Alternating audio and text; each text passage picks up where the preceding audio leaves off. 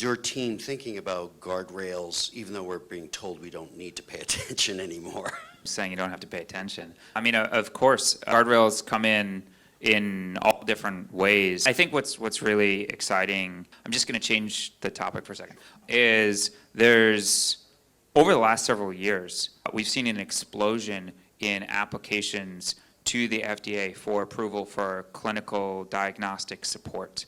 And this is a thing that takes time, and assuming FDA is still working and everything, we're going to see over the next couple years a massive, massive surge in approved diagnostic support technologies. And so, one of the things that's really interesting is we're talking about a lot of this stuff, but very little is actually live in a diagnostic support capacity today relative to what people are working on, relative to the potential and the impact on day-to-day lives of people, practitioners, and so forth.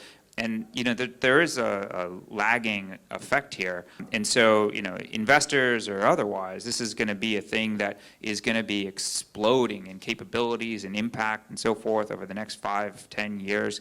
And it's incredibly exciting, but also from a monitoring perspective, this is exactly the sort of thing where you have to be, and even from an investor perspective, it's like, oh, maybe there's like an interesting monitoring opportunity there where, lives are increasingly at stake, and how is this going to be playing out? Any time that you have diagnostics in practice, you have to make sure that it's right.